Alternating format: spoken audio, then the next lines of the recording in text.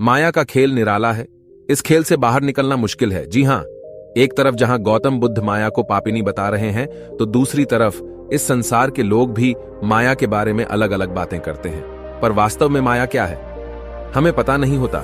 सुख देने के लिए इंसान को माया उसे इस दुनिया में तरह तरह के लोगों से या वस्तुओं से आकर्षित करती है। कुछ बिरले लोग ही होते हैं जो माया की हकीकत को जानकर इससे बच निकलते हैं, अन्यथा मृत्यु हो जाती है। पर इंसान माया के जाल में फंसा रहकर मुक्त नहीं हो पाता। माया क्या है?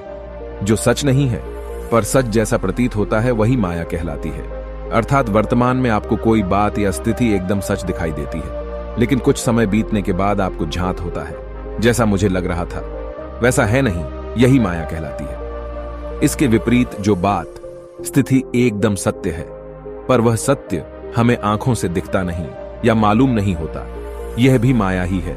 संक्षेप में कहें तो सच को न देख पाना और झूठ को सच समझ लेना ही माया कहलाता है। गौतम बुद्ध के अनुसार माया क्या है? गौतम बुद्ध कहते हैं, माया छाया एक सी बिरला जाने कोय, भक्ता के पीछे लगे सम्मुख भाग्य सोए एक उदाहरण के रूप में समझते हैं। 3 परिस्थितियां हैं। सूर्य है, एक व्यक्ति है और उसकी छाया है।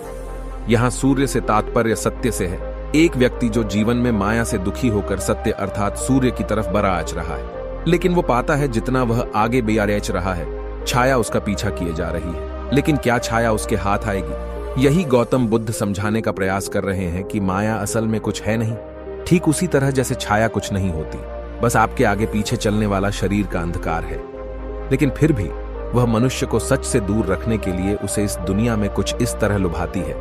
उसे लगता है माया सच है, इसलिए बेहद कम ऐसे लोग होते हैं जो माया के खेल को समझते हुए उसका न तो पीछा करते हैं और न ही उसके खेल से दुखी होते हैं। बस यही छोटा और स्पष्ट अर्थ है गौतम बुद्ध के शब्दों में माया के लिए। गौतम बुद्ध कहते हैं, माया और छाया एक समान है। माया कितने प्रकार की होती है? माया का रंग रूप आकार नहीं होता, वह छाया के समान होती है, जिसे न देखा जा सकता है, न स्पर्श कर अनुभव किया जा सकता है। माया को विभिन्न इकाइयों में विभाजित नहीं किया जा सकता।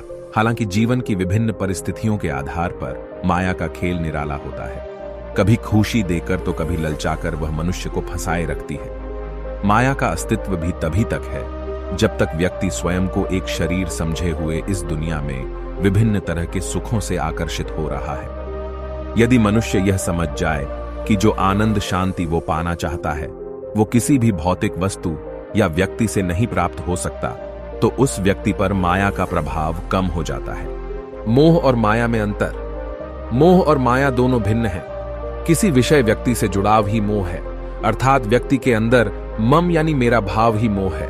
देखिए, इंसान मोह किनसे करता है? जिन्हें वो अपना मानता है, उसका परिवार, दोस्त या कुछ खास लोग। कई बार मोह किसी वस्तु से भी हो जाता है। आप कहते हैं, मेरा घर है, मेरी गाड़ी है, मैं इसे किसी हाल में खुद से दूर नहीं रख सकता।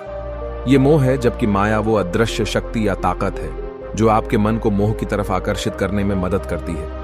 माया आपको मोह में डालकर हमेशा सच से दूर रखने का प्रयास करती है। यही वजह है कि माया के जाल में फंसने वाले व्यक्ति की उम्र गुजर जाती है, उसे मौत भी आ जाती है, लेकिन उसके मन से मोह नहीं छूटता। इसलिए जानने वाले हमें मोह और माया से खुद को अलग समझने की सीख दे गए हैं। मोह और माया दोनों इस संसार की खुफियां ताकतें हैं जिनसे बचने के लिए मनुष्य को प्रतिपल संघर्ष करना पड़ता है। माया कैसे धोखा देती है? इंसान को सुख देने का लालच देना ही माया का धोखा होता है।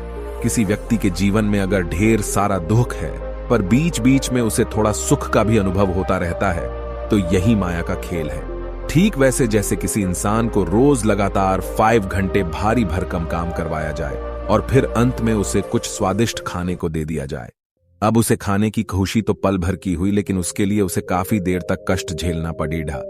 यही माया का खेल है। वो तुम्हें पहले धुल में लथपथ करते हुए बहुत रौंदती है और फिर थोड़ा सा सुख देकर ललचाती है, जिसे देखकर तुम फिर से धूल में सने हुए उठ जाते हो। और इस तरह माया एक के बाद एक फिर धोखा देकर फिर से पटकनी देती है। इसलिए कहा गया है, जिस व्यक्ति को भी सुख का अनुभव हो रहा है, समझ लीजिए दुख अभी गया नहीं है, जल्द आने वाला